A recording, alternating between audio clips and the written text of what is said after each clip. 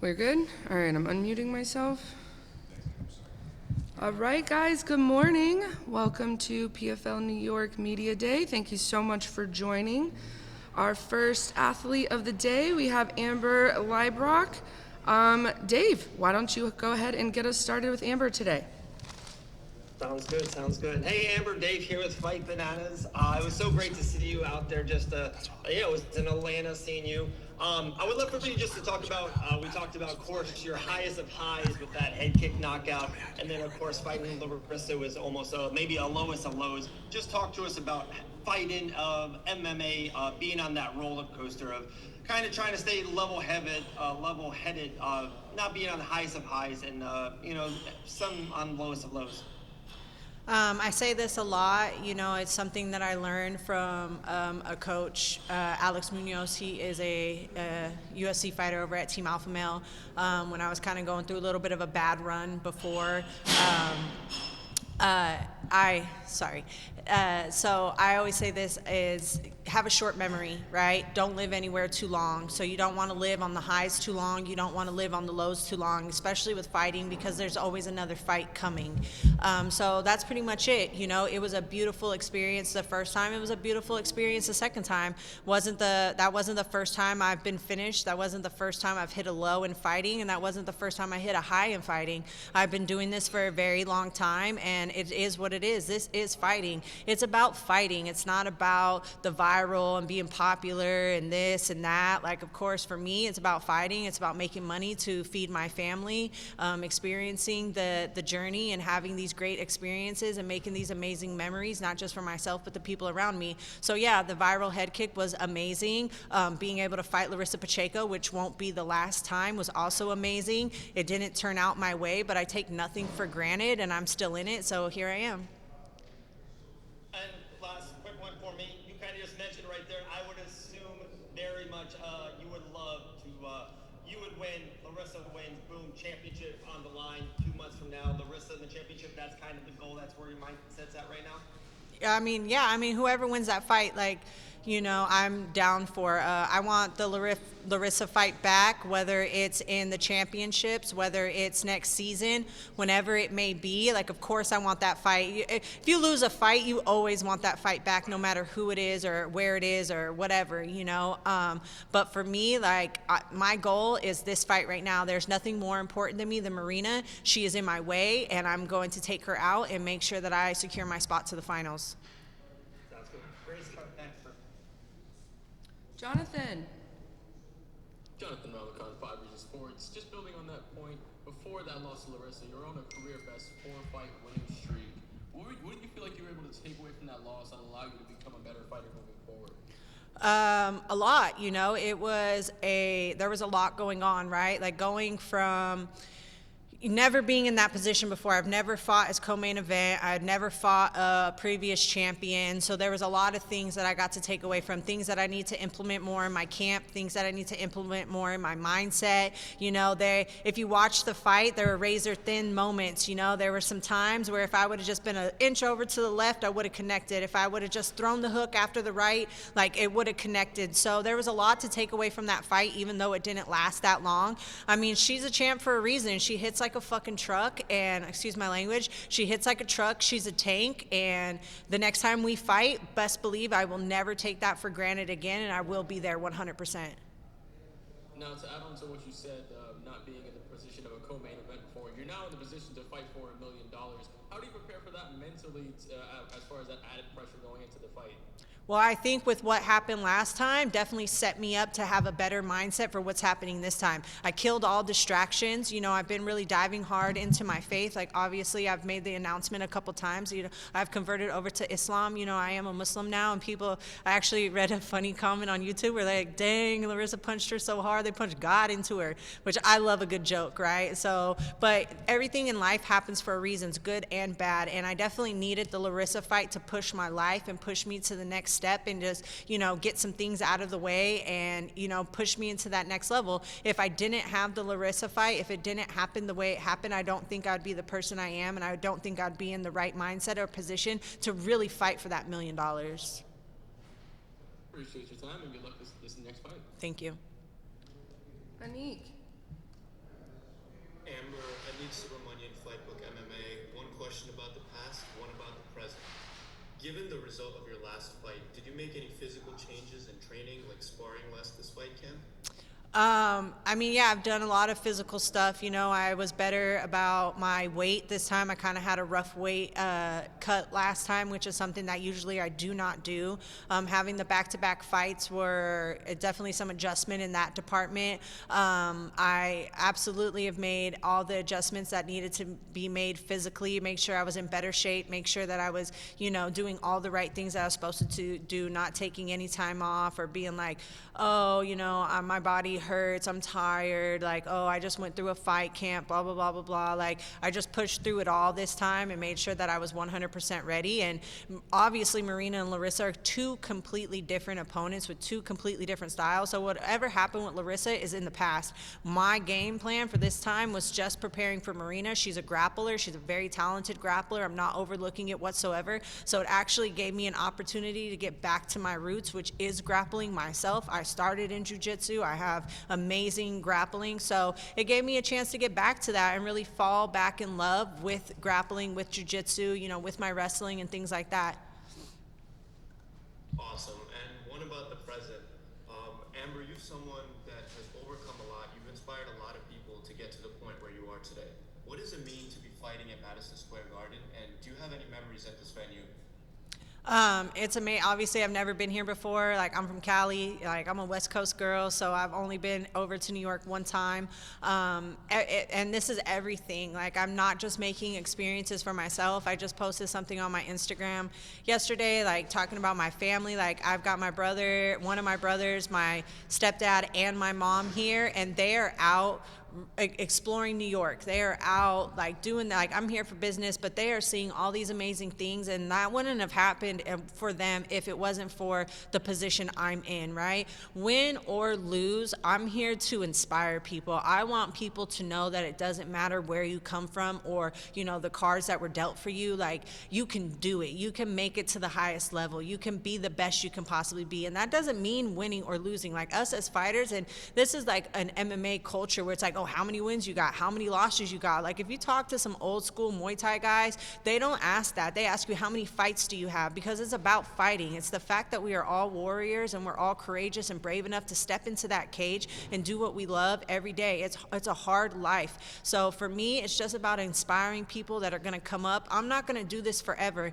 but the things I leave will be here. The memories I leave will be here. The things I say, the people I inspire that are coming up after me, I hope that they inspire more, and then it just trickles down in that way. And that's why I don't talk bad about my opponents. They can say whatever they want, but for me, it's all about respect and love, because we should be here supporting each other and really building each other up for the people to come. Well, Amber, you've definitely inspired me. Best of luck Friday, and looking forward to seeing you. Thank you. Euro. Hey Amber, after your viral knockout win in Vegas, there was like a lot of hype and talk around you going to that last one. Ultimately, it didn't go your way, but I guess now, do you feel more relaxed and with less pressure going into this one? No, and the hype came from other people. Like, that didn't come from me, you know what I mean? Everyone else built that up. For me, it was just whatever, and I don't feel any less relaxed or less pressure or anything like that. This is the most important fight of my life. The last fight was like, because it was who it was. It wasn't the actual fight itself, right? But this fight is the most important fight of my life. This fight is going to secure my spot into the $1 million. This is the fight that matters the most. Whatever has happened in the past is in the past. All that hype and this and that, but whatever. Like, I've worked for this. I've been in this game for 10 years. I've been grinding and grinding and grinding. So people can call that shot lucky. They can call it whatever they want, but it's not luck. Like, I worked for this. I deserve to be here, and I'm definitely going to take it Friday night. That's awesome. And I want to ask you about your fight this weekend. What excites you most about Marina as an opponent? The fact that I can probably show all my skill set, you know, like, she is amazing. Like, she's amazing grappler. She's amazing at Sambo. Like, she didn't get finished by Kayla. She's got all these attributes, right? And so those are the things that excite me the most, because when I beat somebody like that, like, you know, that just shows who I am as a fighter. That shows, or, you know, just even having just an amazing, just nonstop performance, you know, whatever happens, like, that's what you search for as a fighter, right? Like, cool, the quick, fast knockouts are nice. Like, we don't get paid by the minute, whatever people like to say. But like, at the end of the day, it's about the fight. It's about fighting with your heart. It's about fighting with every last bit that you got. And I definitely think Marina is the perfect opponent to pull that out of me. Thank you. Good luck. Thanks.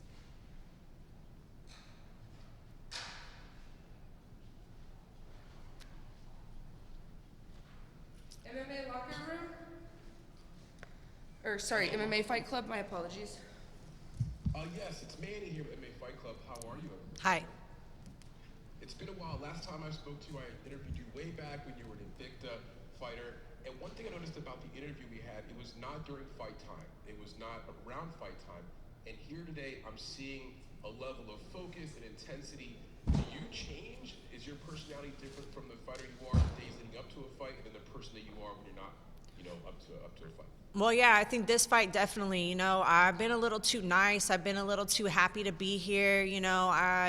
I don't like to read comments, but sometimes I read comments that do stick with me, and I seen somebody say, like, oh, Amber looks too happy to be here. And maybe that was true, like it was just so amazing to just be in that position that I don't think I really took it fully for what it was, right? And so this time, it's like, I'm serious, man. I'm not here to play no games. And I'm the same person all the time, fight or not, but just right now, it's business. And it's time for me to do work, and that $1 million is going to change my life. So if she wants it, she's going to have to kill me in there on Friday night. Well, I wish you the best of luck, Amber. Thank you. All right, Amber, thank you so much for your time today. Perfect. Appreciate Thank you, guys. Thanks. Thanks, Amber. All right, Anik, start us off with Elena.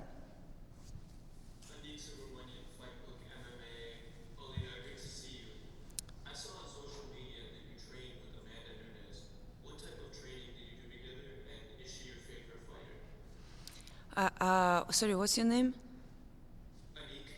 Anik, I think you're a little bit late in time. I trained in Amanda Nunes in 2018.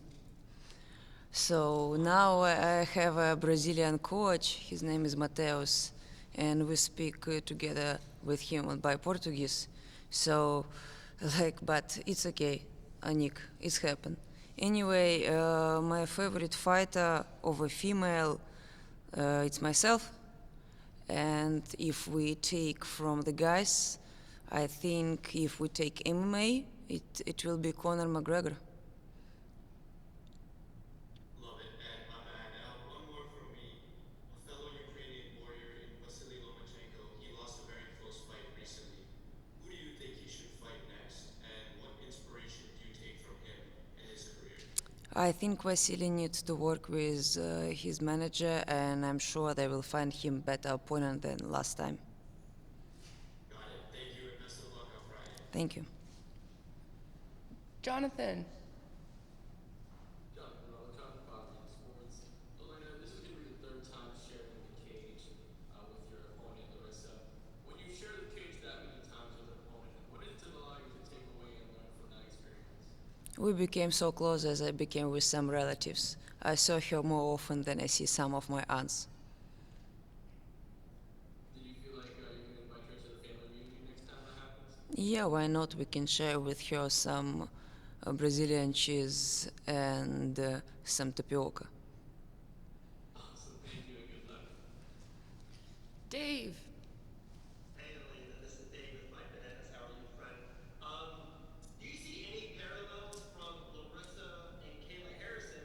Fighting twice, not ever getting the job done, and then the third time winning, and then now with you, fighting Larissa twice, not getting the job done, and now third time's the charm and winning Friday night at Madison Square Garden. Well, of course, we can see parallel, but we're totally different with Kyla. I work really hard in this fight camp to make myself better, but again, fight is fight, everything depends from God. But definitely I'll do my best to make a show this night and make a good fight. So keep your eye on my fight. Absolutely, Brandon. Thank you. Euro. Elena, you started off your 20-point recap all season in great fashion when you beat Aspen Ladd in a fight where she had a lot of hype going into it. Then you won your second fight at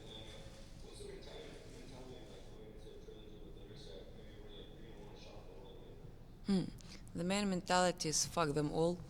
You know, a lot of people text me like, we support you, we're with you, and I remember when so many people tell me that they make money on me when they put for me against Aspen Land, and they say thank you, Elena. So I was happy, even in such a tough way, to help them. So I don't care about any, I don't care that I'm underdog again or anyone what they think about this fight. I know what I'm going to do, and I show my best in this fight. MMA Fight Club.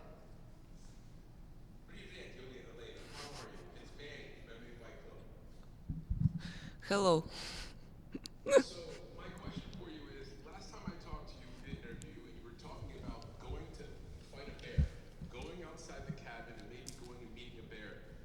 Would you compare a grizzly bear to maybe fighting someone like Pacheco? Yeah, but the difference between beer and Pacheco, I really love beers. With one of them I date right now. So, I mean, I respect Pacheco, but not so close. Good luck tomorrow. Thank you. All right, guys, any last questions for Elena before we let her go? Speak now or forever hold your peace. Okay. All right, Elena, thank you so much for your time today. We're done for today at all. Guys, we have Jordan coming in. Please raise your hands if you have questions for Jordan.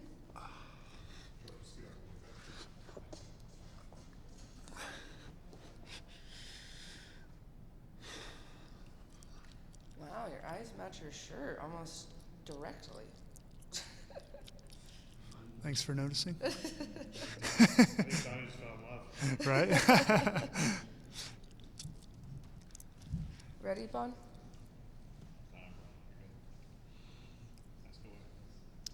All right, Euro, start us off. Hi, Jordan. Congratulations on making it to this point. I want to say, you're no stranger to semi-final matchup. You actually made it to the semis of the Ultimate Fighter last year. And now, fast forward to today, you're now in the PFL Heavyweight semifinals. In what way did you grow as a fighter since you competed on top? I'm sorry, I didn't catch that last part.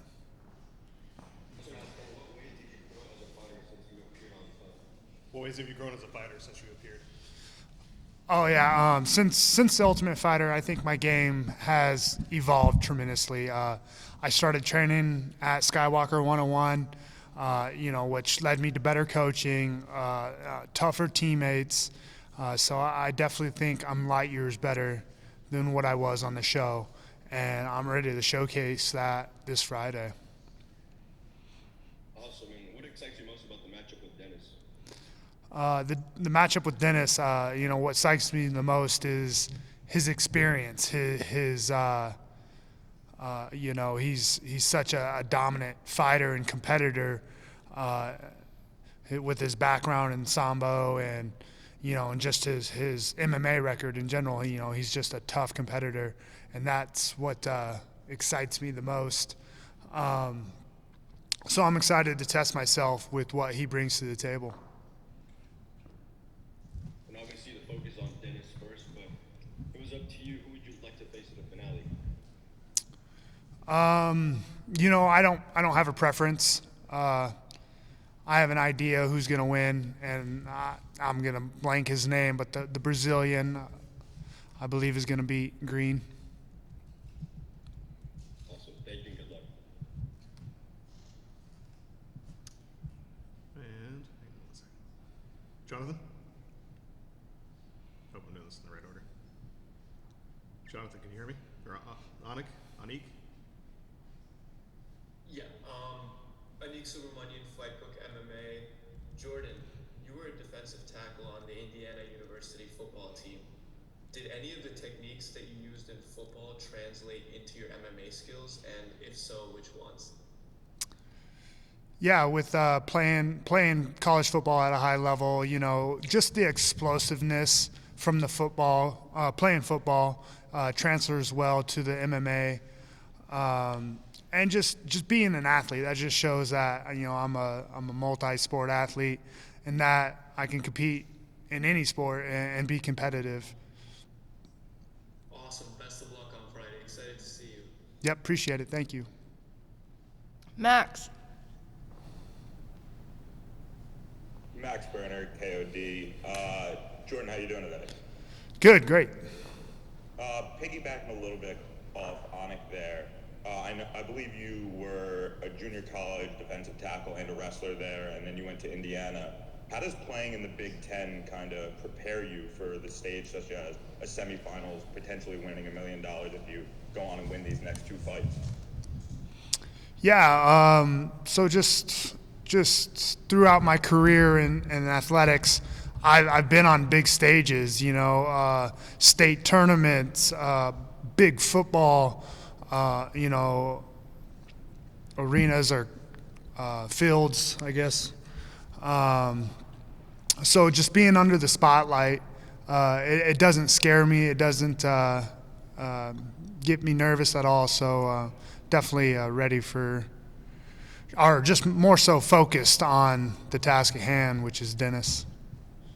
Yeah, of course. And your last fight in the PFL was only a little bit under 2.5 minutes, I believe, and it ended with a pretty good leg kick leading to an injury. This fight, what are you excited to show against an opponent that might be a longer fight? Right. Dennis definitely brings a lot more experience to the table, and which I believe I'm gonna have to dig, deep into my toolbox, which I'm excited about. I get to show, essentially the world what I'm capable of, and that's real exciting for me. Thanks, Jordan. Thank you for your time. Yep. Thank you. Jonathan. Jonathan Raleigh, 5 Region Sports. Jordan, typically fighters this young in their career don't get the opportunity to fight for a title so soon. Speak about the opportunity that the PFL gives, not just you, but any fighter who's young in their career looking for this opportunity. Yeah, you're right. I'm definitely young in this career. I'm only 7-0. Don't have that much cage time, but I think everything works out as it's supposed to. I'm supposed to be here. I just feel it. The PFL is just like the perfect fit for me. And I'm not scared of the challenge ahead.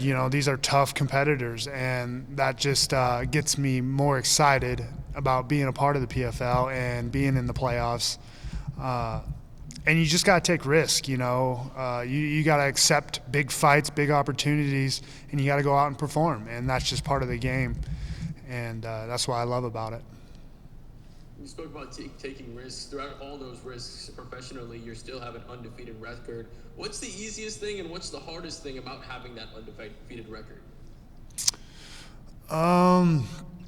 As far as being undefeated, it's just I don't think about it much. I'm always just thinking about my next opponent, my next matchup, and ways I can beat them, and ways I'm gonna figure out their weakness and capitalize on it.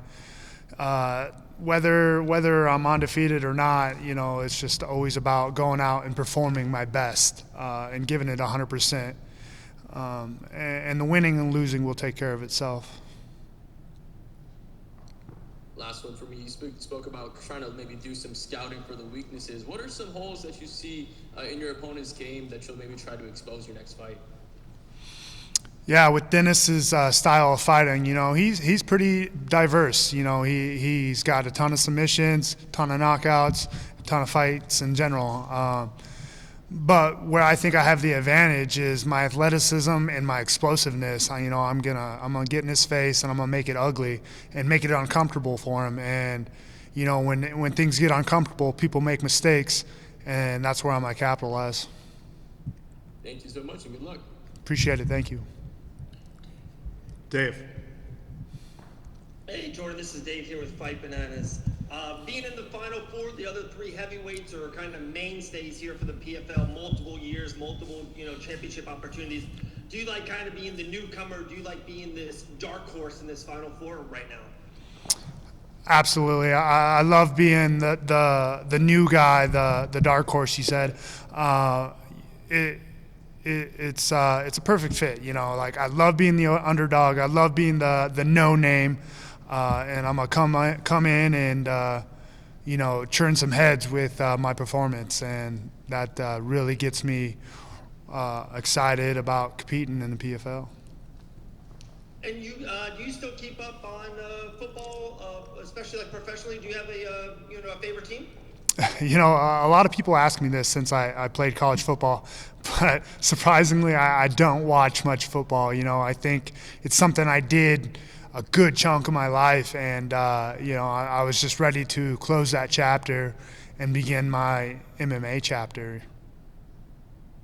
Awesome. Jordan, man, best of skill to you on Friday night, brother. I appreciate it. Thank you. Jordan, thank you for your time today. Appreciate you. Yep, thank you guys. Guys, we're going to take just a quick 5-minute break, and we'll be back with more Reese. All right, Jordan, we can come with you right over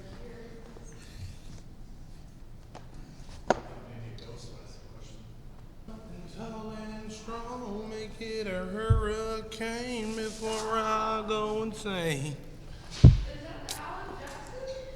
I don't know who that is. Hell, it's 5 o'clock somewhere. Just keep scooting up. Okay. Well, it's 5 o'clock somewhere.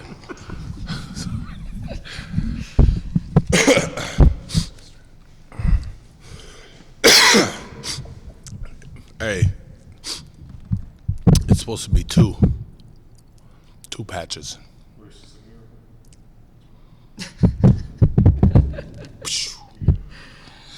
All right, we good? Jonathan.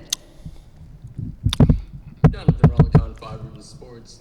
Maurice, you've done a lot of talking during this period. It just seems like it's getting into his head. How big does the mental part of the game come into aspect when it comes to MMA? Man, over the years, I've mentally defeated myself sometimes before I even got to the cage. But everybody's different, and everybody's process is a little different. I've had the luxury to be around Henry Cejudo here and there because of obviously John Jones, and you know, Henry kind of let us know it's mental warfare. You know, before the fight, it's mental warfare before the fight, and not to say that that's everything. You know, in the case with Ran. You know, we know his style. We know how he gets down, and we know that he's going to come throwing them haymakers from Australia all the way to fucking New York City. So, you know, it plays a little role into it, and maybe it'll get him off his game a little bit. Maybe it won't. Maybe, you know, but I'm going to do it, you know. Awesome. Thank you so much, and good luck. You're welcome. Euro. Well, Maurice, congratulations on reaching to this point. I wanted to ask, what was your initial reaction when you found out you were going to be competing in the semifinals of this tournament? So I've said this in other interviews. You know, I kickboxed for a little bit. I took a small stint. You know, I got an opportunity to fight in a one-night tournament, made it to the final, fought Xavier Vigny, who's, I think he's like 6'9" or 6'8" or something, but Xavier's big and he's athletic. I think it's Ngannou's, one of Ngannou's old trainer partners actually now. It's kind of crazy that we went the ways we did after our glory careers, but I've never showed up as an alternate and not fought. So as soon as I got the confirmation I was an alternate, I treated it as if something was going to happen. It's the best tournament in MMA. I've said this multiple times. Not only do you have to fight good, you have to outlast injury. You know, it's mentally taxing, it's physically taxing. You know, getting back from a fight, win, lose, or draw, and getting right back into camp. You know, sometimes you take a week or two off, you got some injuries, but I've gotten right back to camp, and this, even though I lost my last fight and I was out, I had the idea that something was going to happen, Maurice. You're going to get your opportunity to come back. So I've treated it like that. So when I got the call, it was business as usual. It gave me something even more to fight for, even more to wake me up and get me to swimming, wake me up, get me in the gym. You know, when I want to shut it down and go to bed, well, I still had a training session that night. And, yeah, man, it was amazing. You know, I was happy. I think the first thing I did was look at my son and said, Jackson, Daddy's back in. And my son goes, woo! He said, let's go. I was like, okay, Jack, I see you, big dog. So, you know, that's a motivation in itself. Sorry, guys, for your ears. That's what's up, man. I also wanted to ask you about, so you made an appearance on The Ultimate Fighter in 2018, and you made it to the semifinals as well. Since that point until now, how do you think you've developed as a fighter? Man, I wasn't ready for the opportunity that I had when I was in the UFC. I know I went 3-0 on my first 3 bouts in the UFC, but then when the competition got tough, and it was time to really step up and train harder and harder, you know, I thought it was what most fighters do. You know, you get a little soft, you start thinking you the man, and I went to a couple gyms. I was in and out of those gyms, and really when John asked me to come and train with him, which at first I thought it was just a couple times, but it developed into what it is now.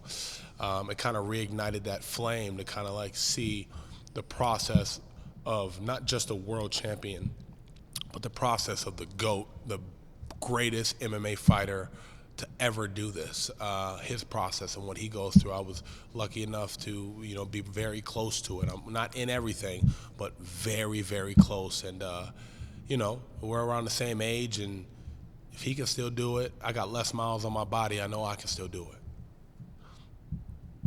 Awesome, thank you, good luck. Thank you. Anik.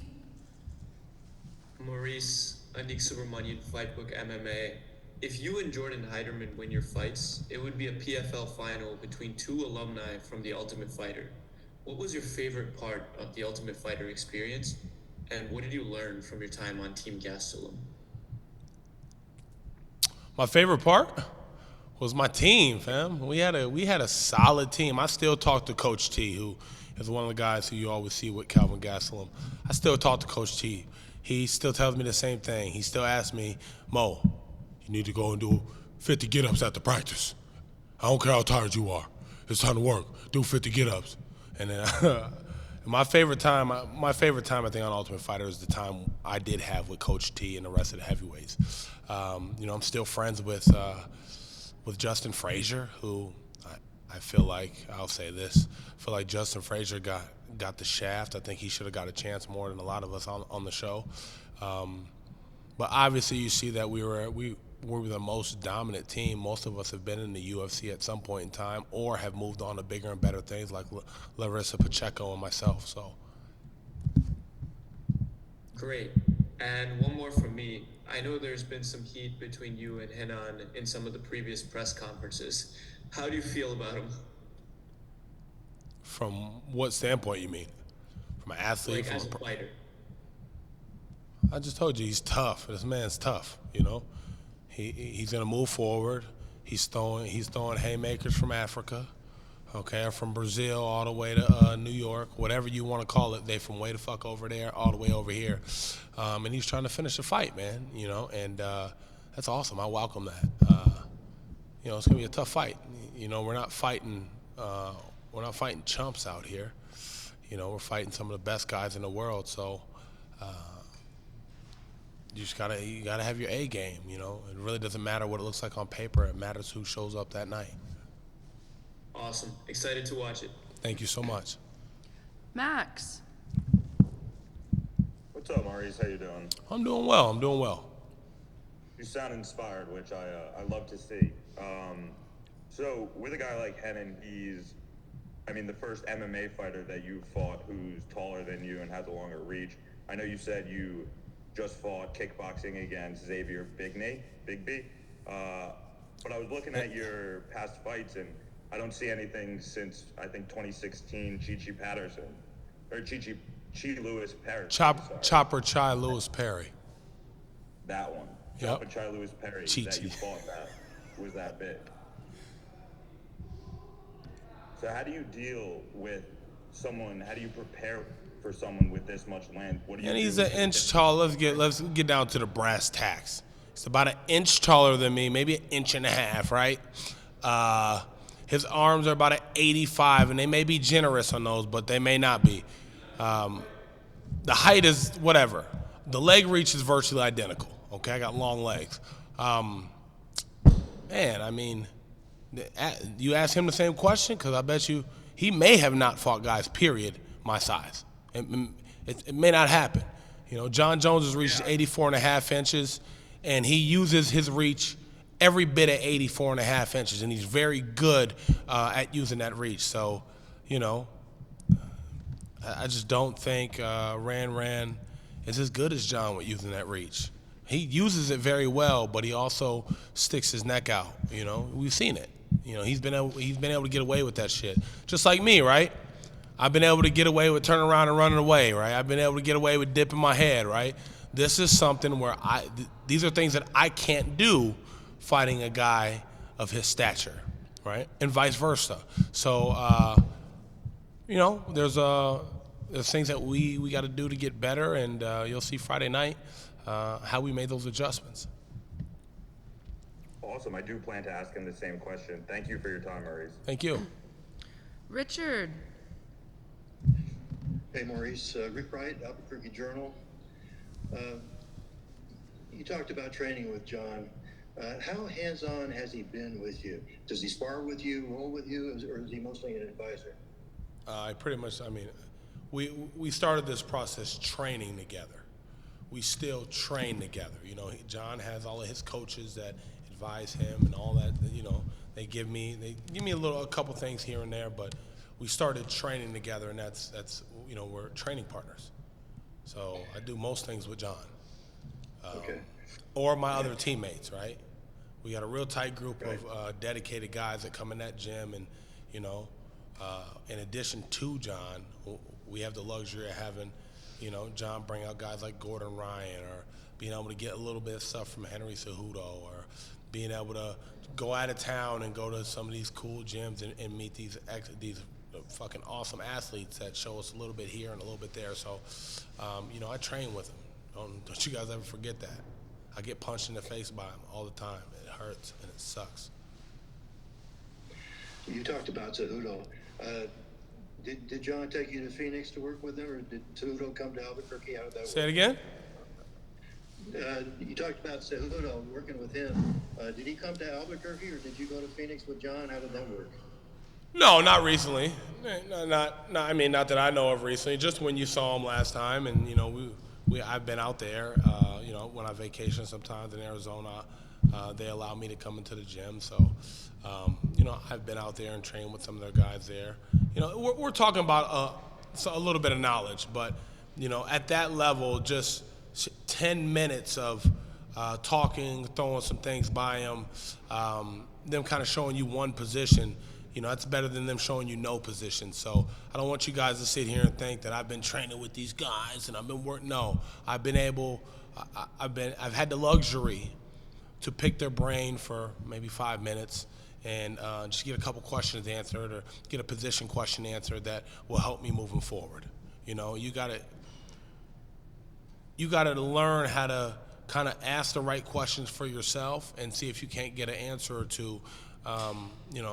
And not expect a whole lot of hands-on. I'm not their fighter. I'm nobody's really fighter.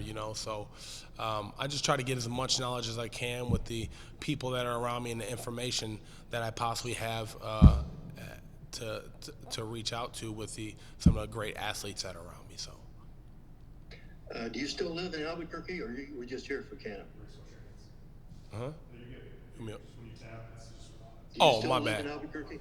Yeah, I live there. I'm full time. Okay. Porque all the way, baby. Do you spend any time at Jackson Wink anymore? No, I tell everybody this. I don't know why everybody thinks I still train at Jackson Wink. Okay, I've parted ways with Jackson Wink around just probably right after John. That whole thing happened with John for my own personal reasons. And I've had the luxury of being able to train in a small closed group with John and my teammate and cornerman Jaime Romo for over 3 years now, I think, or something like that. But it's been quite some time since I stepped foot in there and actually trained. All right. Thank you, Maurice. Thank you. All right, last question, Mills. What's going on, Crochet Boss? MMA Locker Room, part of Pub Sports Radio. How you doing today? How we doing, big homie?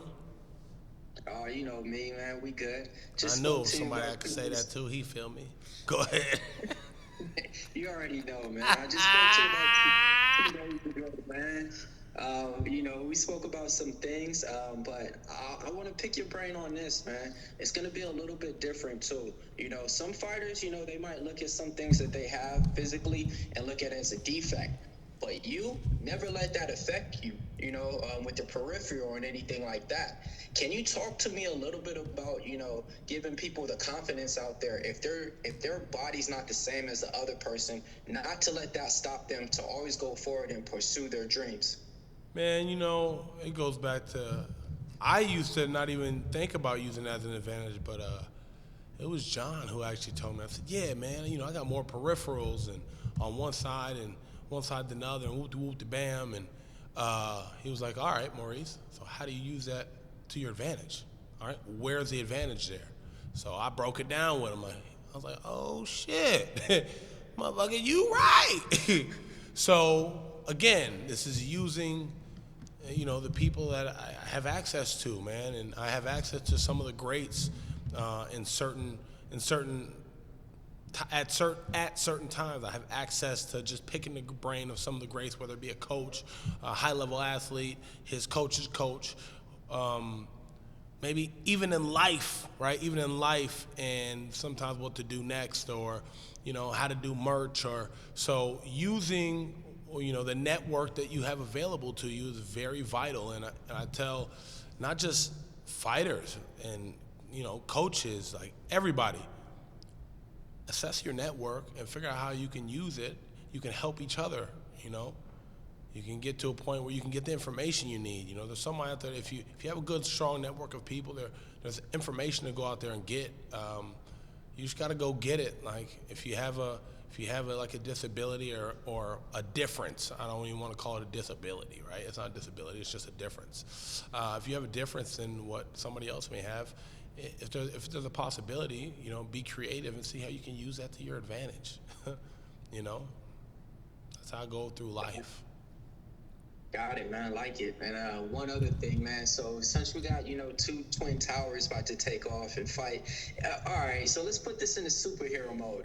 If you were to be a superhero and your opponent would be a superhero or a villain, who do you see you being and who do you see your opponent being? Break it down in a superhero type mode.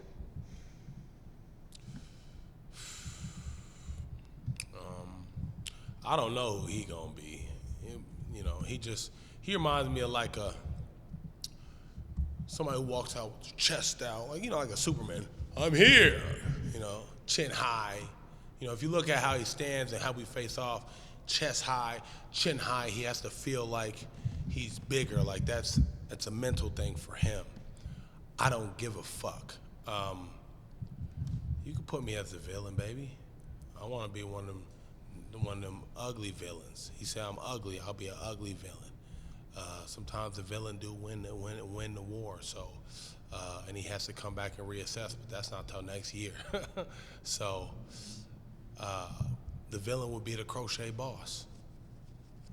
I love that argument. Spreading love, though. I'll be spreading love. But just in the cage, I'm a villain, okay? But when I get out of that cage, the Crochet Boss is full of love and yarn and crochets and hooks. And crazy cats. Okay, you got me? All right, man. Best of luck, best of skill. Can't wait to see you guys this Friday. Appreciate you. All right, Maurice, thank you so much for your time today. That's a wrap. Appreciate you. Thank you. We're just going to go right next to our class and they're all done. Thank you. Then I'm gonna eat all this Jamaican food. Oh yeah. Thanks, Maurice.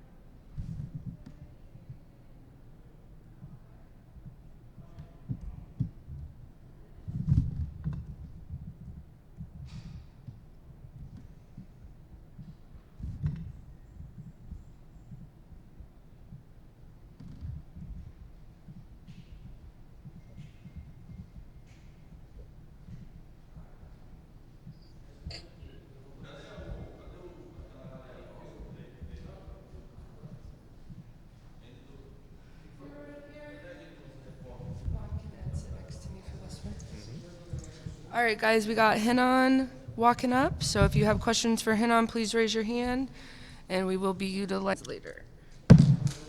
Right here.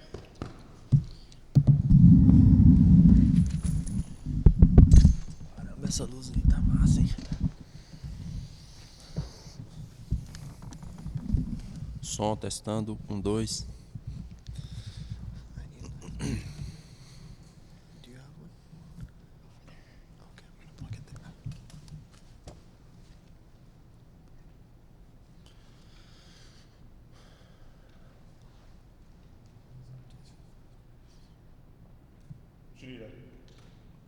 It's one of those.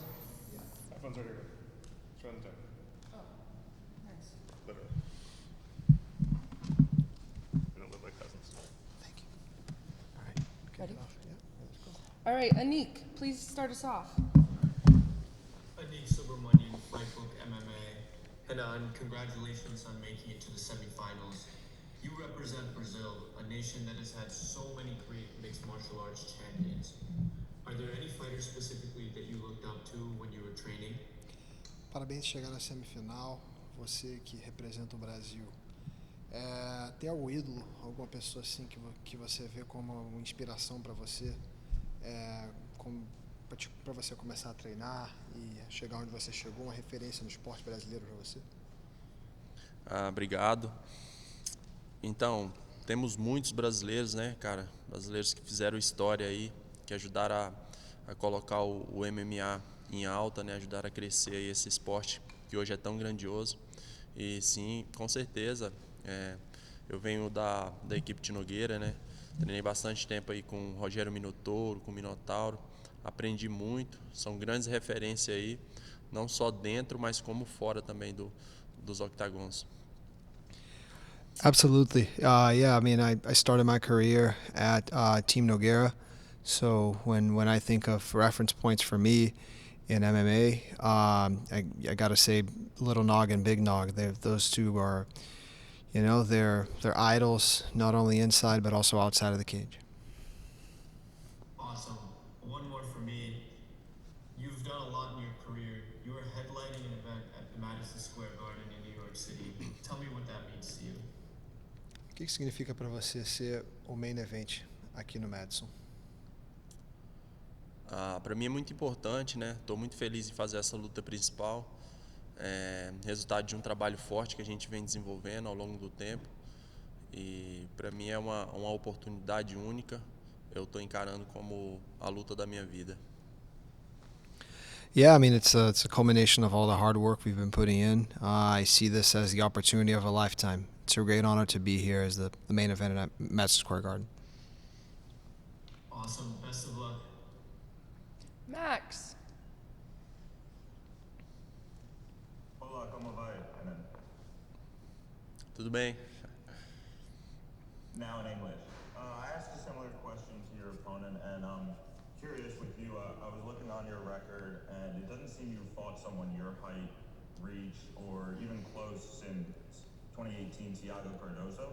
How do you prepare for someone with Maurice's height and length, someone who's not a usual height-length opponent where you usually have a big reach advantage? How do you prepare? What's different in this training camp for preparing for Maurice than a normal training camp? Dei uma olhada no seu cartel e vi que a última vez que você enfrentou um oponente relativamente perto do seu alcance e da sua envergadura e da sua altura foi em 2018, quando você lutou com o Thiago Cardoso.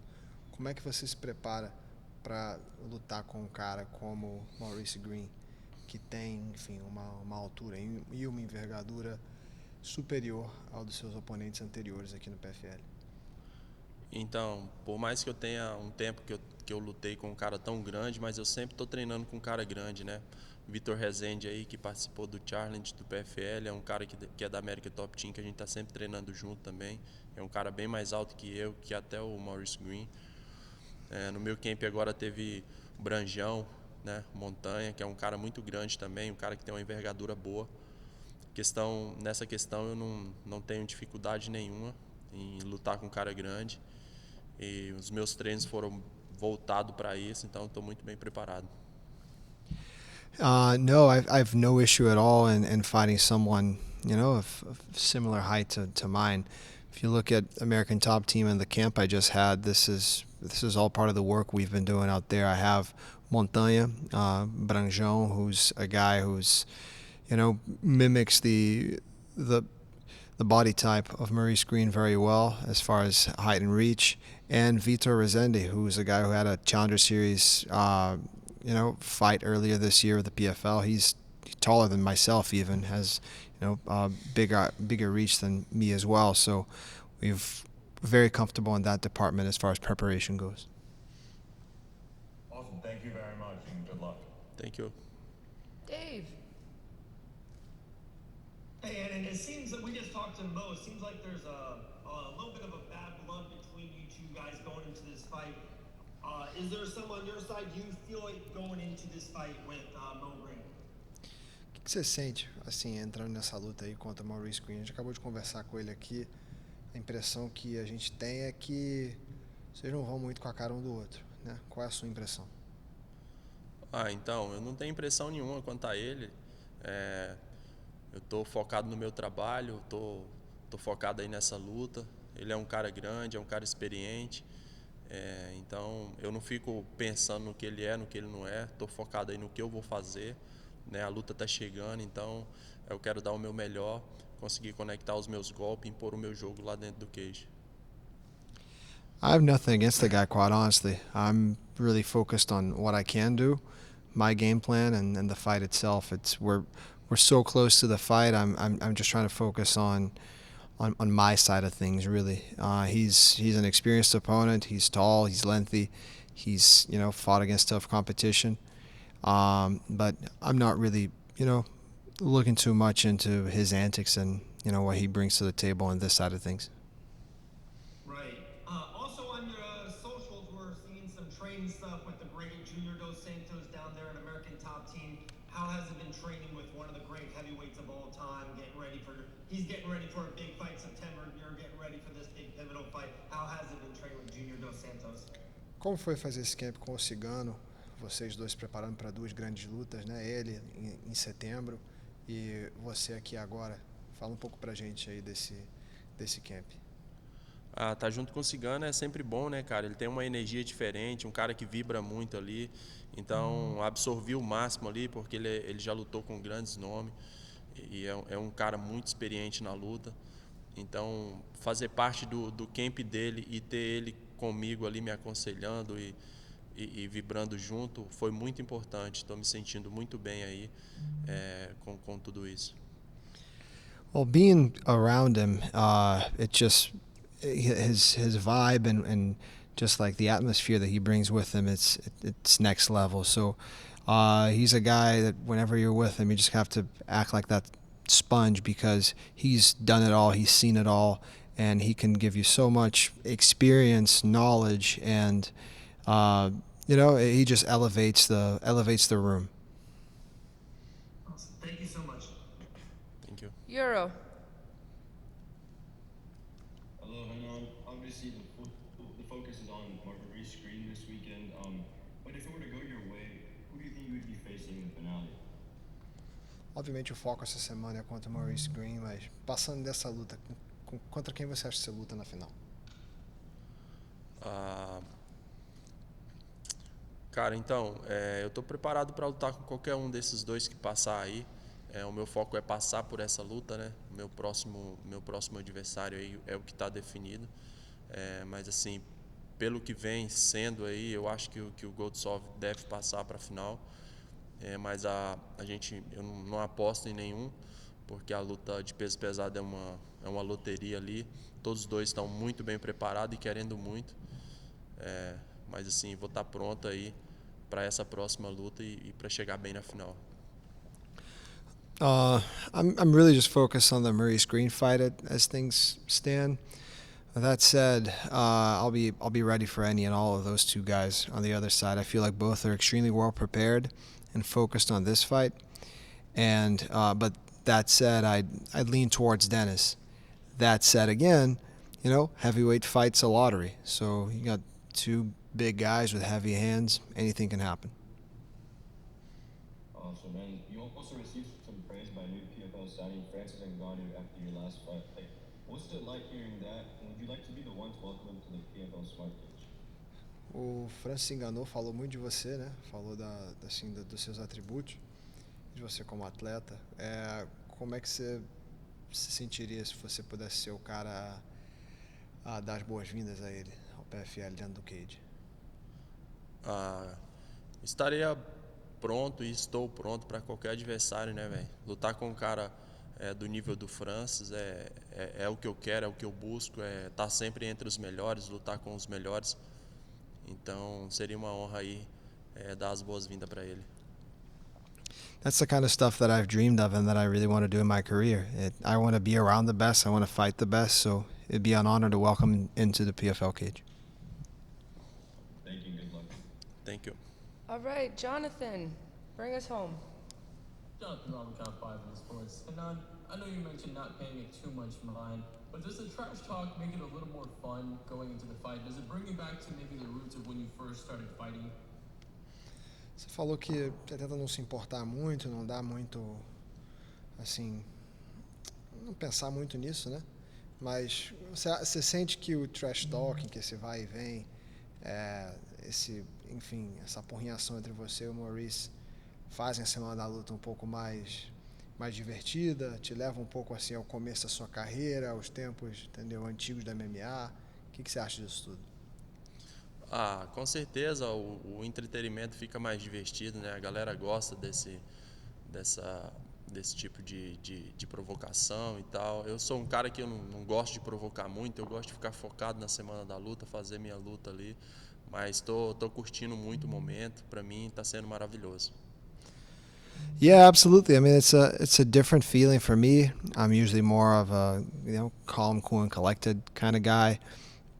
Try to keep it professional and focused on the martial art merits of the fight. But this makes it more entertaining for everyone. I know the fans like to see it, and I've been having a good time with it myself. Do you have a final message for your opponent, or will the message be delivered when you fight coming up? A mensagem final para o seu oponente ou a mensagem final vai ser dentro do cage? Mensagem final vai ser dentro do cage. Tô super focado, bem preparado para essa luta aí, como eu já tenho falado bastante. E sexta-feira aí a gente resolve. And I'll leave it for the cage. I'm super well prepared and focused for this fight. We'll settle the score inside the PFL Smart Cage. Awesome. Thank you so much. And thank you for your time today. Thank Appreciate it. Thank you. All right, guys, we're going to bring in Dennis. Hey guys, we got Dennis here. Please raise your hands if you have questions for Dennis. And Ryan, let's get started with you.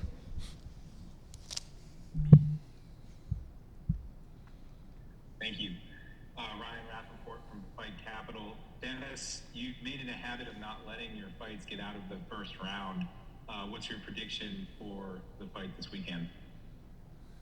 Денис, у тебя уже привычка не выпускать своих соперников из первого раунда.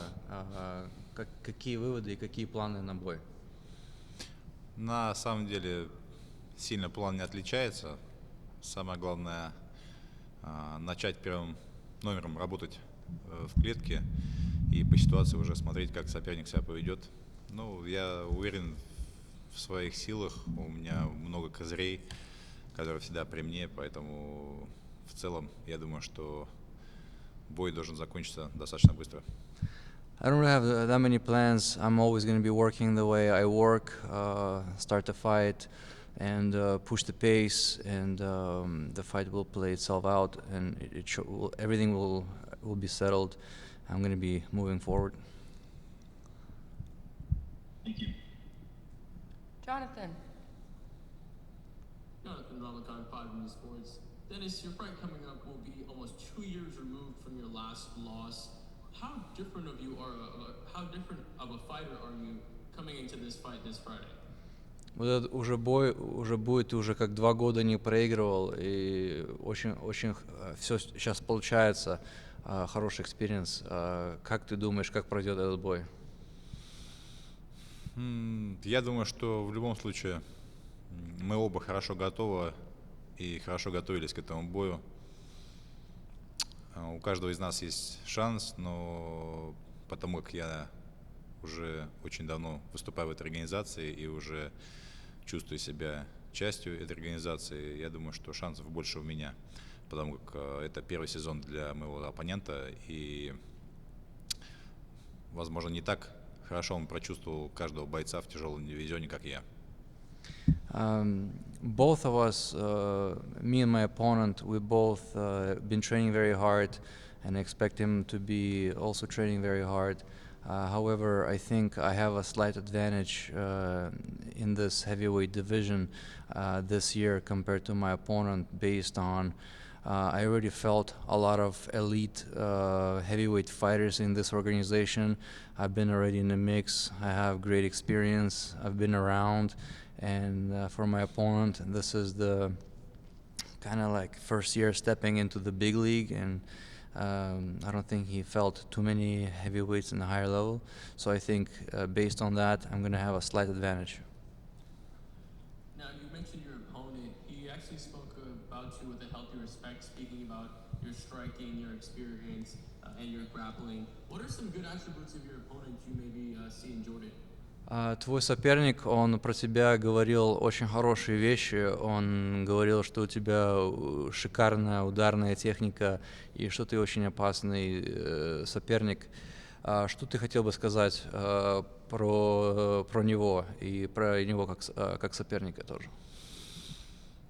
Я не видел много боев моего соперника, но судя по последним боям, могу сказать, что он действительно храбрый парень, который имеет дух.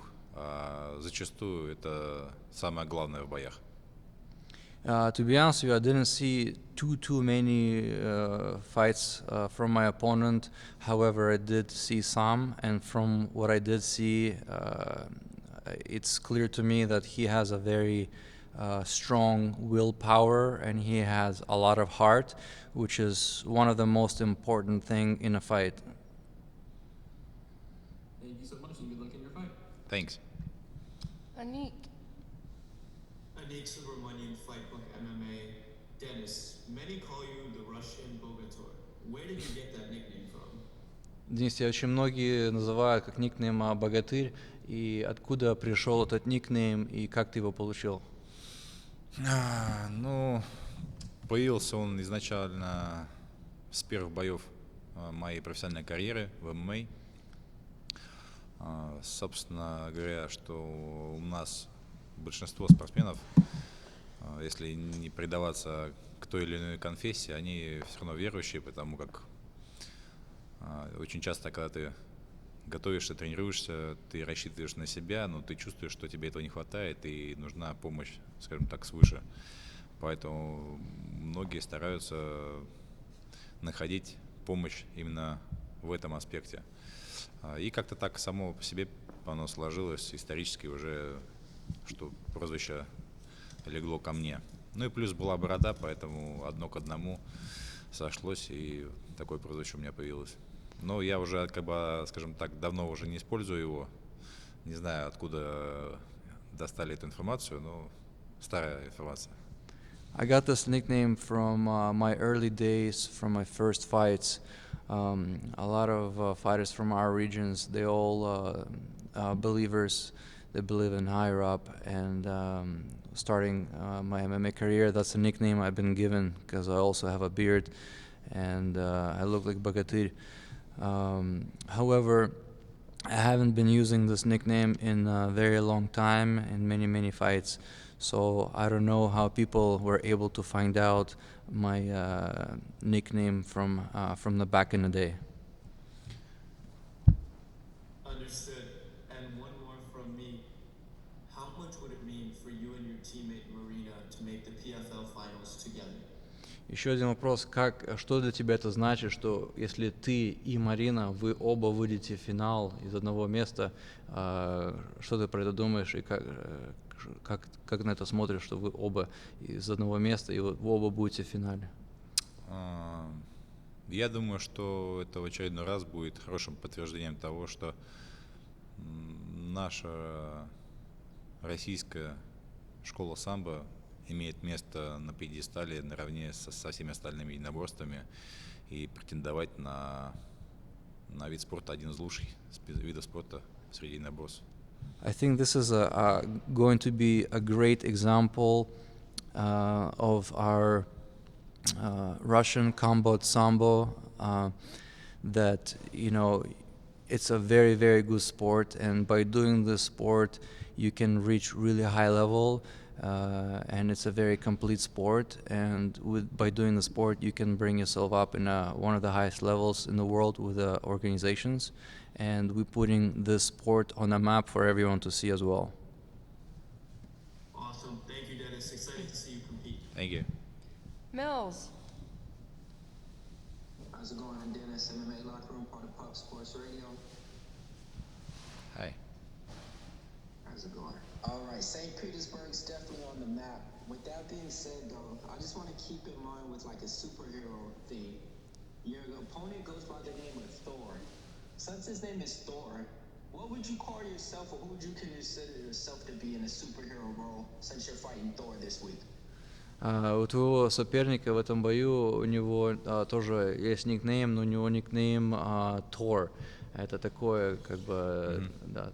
И как бы ты назвал себя, если бы вот такой у вас сейчас был суперфайт, такой высокого уровня, и он называет себя Thor, как бы ты себя назвал в этом бою против него? Да я бы себя особо никак не называл бы. Я в первую очередь самбист. И, наверное, это самое главное. Это философия, образ жизни, мировоззрение каждого спортсмена, который, наверное, имеет в себе и силу, и уважение к сопернику, и много всяких разных качеств, которые добавляют каждому спортсмену, наверное, нравственности и в жизни, и в спорте. И это самое, наверное, главное.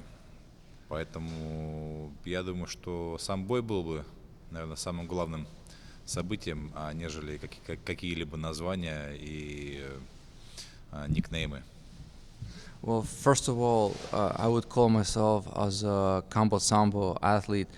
I wouldn't give myself any nicknames, and by giving you guys this high-level fight and this great matchup, I would just give you, instead of giving the names and nicknames, I would just dedicate this towards actual fight, and then you're gonna see a spectacular show, and the fight will show everything, and based on the fight, you'll be able to give this fight a name.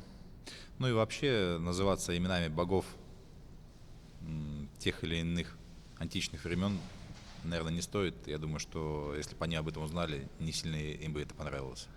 And also, I want to add that I think we shouldn't take names from the gods themselves, because if they were here right now, I don't think they would like it much and appreciate it much. Got it. Like that. And then last question, just besides your fight, who is the one fight that you're looking forward to on this card and watching it live in the event? Кроме, естественно, твоего боя, какой еще бой тебе очень интересен в пятницу, который бы ты реально хотел посмотреть и который бы взял твоего интереса? Ну, конечно же, это бой второй пары полуфиналистов супертяжелого дивизиона. В любом случае я буду смотреть, кто как будет работать, и для себя понимать, если я выйду в финал, то с этими ребятами я буду встречаться. Поэтому в любом случае после своего боя я буду просматривать остальных тяжеловесов.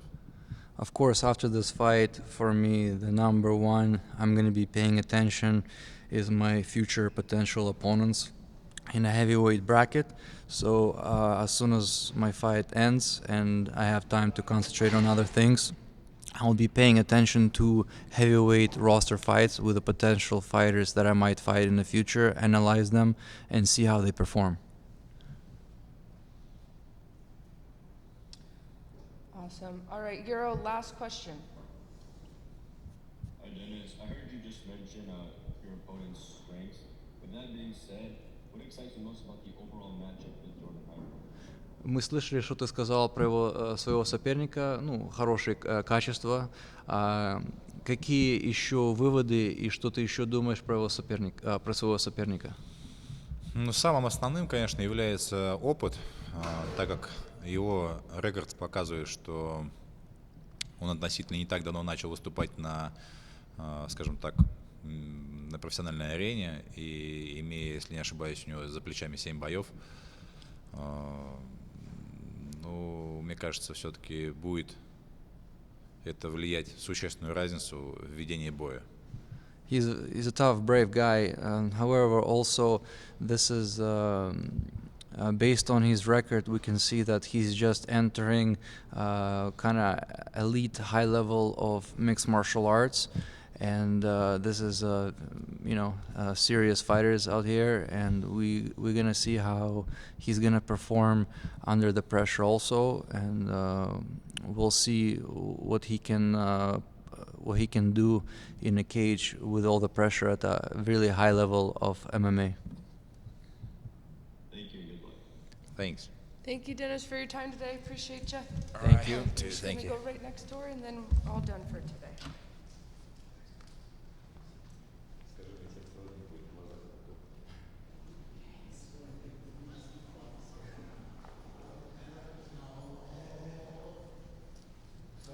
Certamente eu vou ficar cega.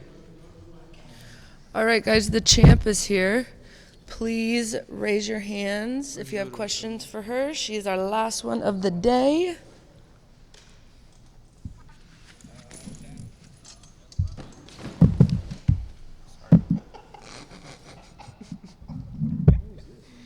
That's just my bag. Don't worry about it. Where was it? Por que tá feio? Where was the bag? Was that you or was that? Ah, meu amigo. Falou que porém pra trás tá igual um moleque.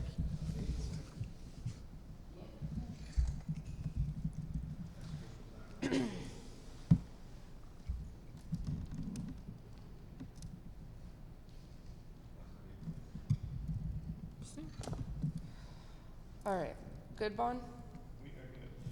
All right, Anik, please start us off.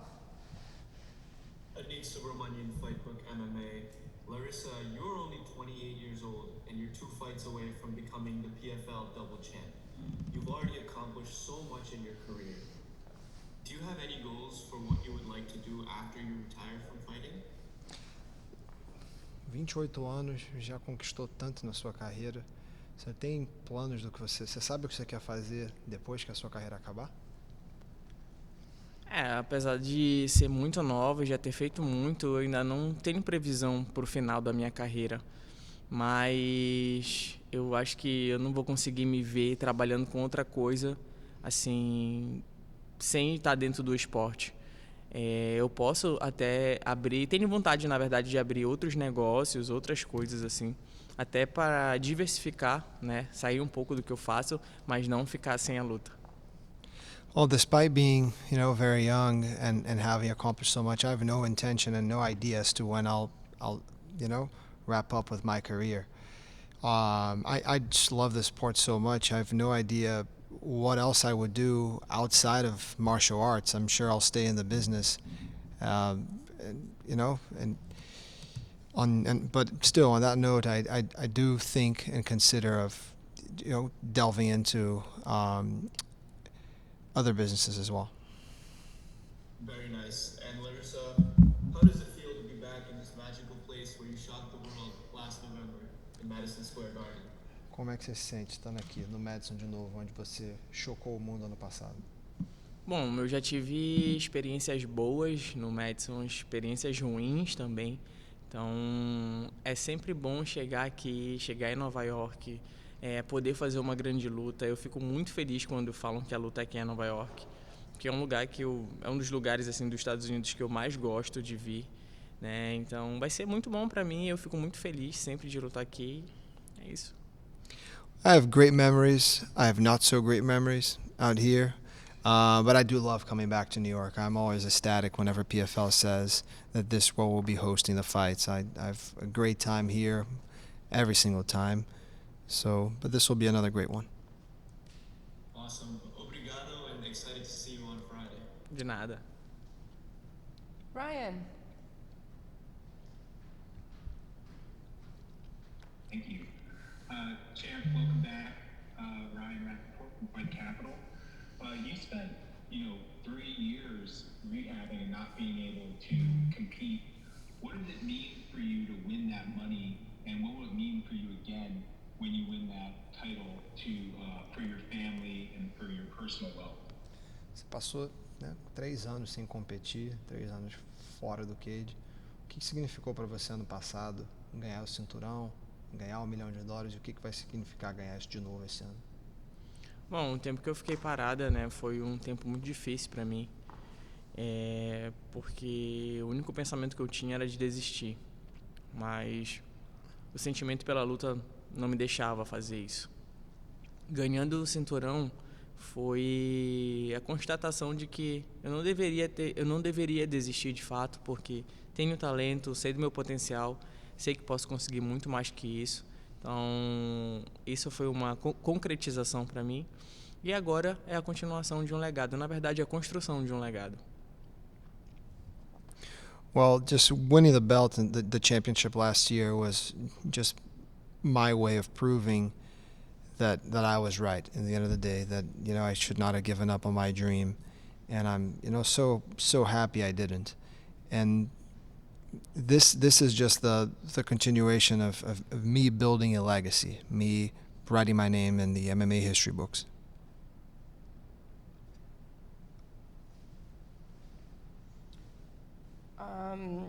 Mills. Thank you. How's it going, Champ? MMA Locker Room, part of Pub Sports Radio. Tudo bom?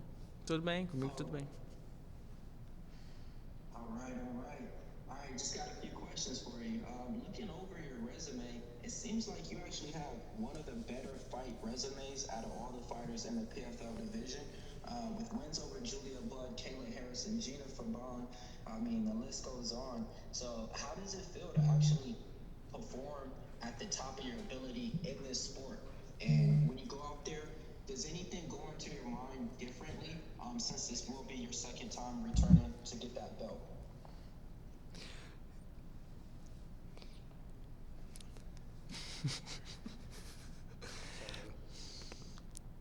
Olhando o seu currículo, você tem um currículo invejável de MMA, com vitórias contra a Kayla, contra a Julia Budd, contra a Jenna. Como é que você se sente estando aqui no PFL, sendo uma das pessoas com mais experiência na divisão e no PFL no geral, pegando aqui, estando disposta, estando aqui para disputar o seu segundo cinturão? Bom, eu fico muito feliz por isso, né, por tudo que eu construí até agora. Eu acho que o segredo de tudo isso sempre foi, além da minha dedicação, o respeito que eu tenho pelas minhas oponentes. Eu nunca subestimei nenhuma das minhas oponentes, independente de nível técnico de cada uma. Eu nunca julguei isso, na verdade. Então, eu sempre fiz por mim, continuo fazendo por mim e quero continuar fazendo para continuar ganhando outros títulos, para continuar ganhando de outros grandes nomes e construir o meu nome dentro da organização e no mundo do MMA. I think part of the secret behind all of this is the fact and the way that I've treated all of my opponents. I've treated every single one of them equally, with the same respect, and I've prepared for them the same way and with the same intensity, never undermining every single one of them for their capabilities. And I think this is, as I said, the secret sauce as to my success, and part of the reason why I have, full intentions of being here, winning more titles, more belts, and more $1 million checks. And then one more thing. So it's been in the news that Clarissa Shields is signing back with PFL. That's just one name, but who would you like to see maybe, come over to the organization and give you some more competition? Because when it comes to the competition, you ran through them, you're about to relap them, so who are some other people that you would like to see come over to the promotion so you can fight with them? O PFL acabou de anunciar que renovaram o contrato da Clarissa Shields, uma boxeira aí de alto quilate. Como ele já perguntou, você já ganhou de todo mundo aqui, né? Que compete aqui. Quem são certas contratações que você gostaria de ver a PFL fechar para você poder lutar e ter outros desafios, ter novas competidoras aqui para você poder se testar? Bom, eu acho que a Clarissa está na mesma categoria que eu, né? Antes o maior nome da organização era a Kyla, eu já ganhei ela. Eu acho que não vejo por que também a gente não fazer uma grande promoção e fechar essa luta, a minha e da Clarice, né? Então, eu quero lutar sempre com os maiores nomes, quero lutar com todo mundo. Eu nunca escolhi atleta, não vai ser agora que eu vou escolher, mas se sim puder optar por uma opção de lutar com um grande nome para fazer uma grande promoção, eu quero. Well, I've never picked opponents. I'm not going to start doing it now. But I'm up for a challenge. I'm up for a big name, for a big fight. Kayla was the main name, and I've been able to check that box out. So if Clarissa is an option, I'd love to test myself against her as well. I think that'd be a great fight.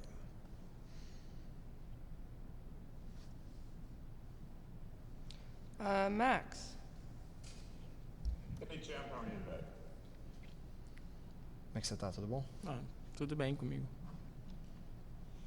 So we've seen it before, we've seen it time and time again. When fighters are fighting for the third time and one fighter has won the first two, the third fight is often way different from what we've seen in the past. I mean, you've done it yourself with fighting Kayla twice and then finally kind of climbing that mountain and beating her. What do you expect different from Olena this time as opposed to the two prior times you fought her? Você teve uma terceira experiência contra a Kyla muito diferente das primeiras duas. O que você espera de diferente da Olena nessa luta do que aconteceu nas primeiras duas? Cara, eu vi as lutas da Olena, não me impressionaram. Como já falei, tenho medo do coração dela e do que eu posso ter alimentado, como a Kyla fez comigo. Mas o que faltava para mim era estrutura e dedicação. Dedicação não, porque eu sempre tive, mas o que faltava para mim era estrutura. E hoje eu tenho. Eu não descansei e não fiz como a Kyla fez comigo, que acabou até acho que menosprezando, subestimando. Então eu não faço isso com a Olena, não a menosprezo, não a subestimo, mas eu vou entrar como entrei com a garra para todas as outras e quero acabar com a luta o mais rápido possível. Sair dali e jantar sem me machucar. I don't really see the evolution in Elena as I brought to the table my third fight against Kayla. I'm not necessarily worried about what she brings to the table. What I am, a lot more hesitant about is her heart, her grit, and what I may have, led her to thinking and how much she may really want this. But I do not see an evolution in her game, which is, as I said, what Kayla definitely noticed in my game. I've not stopped training ever since I last fought Elena. I now have more infrastructure than I did in the last time. I've always been dedicated, but now I have the platform. Now I have the ends and the means, to make stuff happen. So I'm not undermining her, which I think is something that happened on my third fight against Kayla. I thought she was going to cruise through me. I'm just looking forward to another great performance, a nice dinner to come right after. Nada. All right, Euro, wrap us up. Last question of the day. Larissa, to kind of piggyback off of his question, obviously you're about to fight Olena Kalista for the third time. I want to ask, how differently do you approach this trilogy in order to get the same result as the previous fight between you two? Como é que você se prepara para essa trilogia para poder ter o mesmo resultado das duas primeiras vezes? Meu camp não muda muita coisa, eu continuo treinando de tudo. Na verdade é uma coisa que eu faço desde o início da minha carreira. A gente modifica coisas do tipo ganhar mais massa muscular, comer mais isso, comer menos aquilo. Mas fora isso, eu trabalho todos os dias fazendo praticamente as mesmas coisas. Eu fortaleço aquilo que eu já sei. Eu deixo mais forte aquilo que eu já sei. Então eu treino de tudo o tempo todo. Não tem segredo no que eu faço. Eu só me dedico muito para isso. You don't change a winning team. There's no real secret to what I'm doing. My camp remains the same. The strategy is the same. I do the same thing day in, day out. All that's changing is, a little bit of a tweak in a diet, or we're gaining a little bit more of muscle mass here or there. Those are the tweaks that are being made. Aside from that, there's no secret. It's just hard work. Awesome. And you won 8 in a row since your last loss in 2019. How did that loss change you as a fighter now that you're on a significant win streak? Ganhou 8 em sequência desde 2019. Como é que aquela derrota em 2019 te mudou como atleta, como competidora? Bom, eu comecei a temporada de 2019 com uma derrota para Keila, mas com bastante noção de que eu podia ter feito mais, só que o meu corpo não respondia aos meus comandos, justamente porque eu estava 3 anos sem lutar. Né? Aquele ano foi um ano difícil para mim e foi decisivo. Foi o ano que, na verdade, me deu possibilidade de continuar dentro da luta, porque naquele ano eu consegui fazer dinheiro para investir nos outros camps. E foi isso que fez a diferença, a possibilidade financeira, porque disposição eu tinha, talento eu tenho, então a única coisa que me faltava mesmo era a estrutura, né? Que a PFL acabou me dando isso, né? Até eu chegar a me tornar campeão. Yeah, the 2019 season, I wanted to do certain things. I had my mind towards certain things inside the cage, but my body was just not, answering the way that I was expecting, that I quite honestly wanted it to answer. That said, that season brought me back to the game, brought me back alive, and allowed me to, keep fighting. I've always had the will, I've always had the strength, I've always had the talent. That 2019 season, not only did it leave, that taste of wanting more, but it gave me the financial condition to keep fighting and to be where I am right now, after all these seasons that came shortly after. Obrigado. All right, champ, thanks for your time today. Appreciate you. Thank you. You'll just head over to the next room and then we're all done.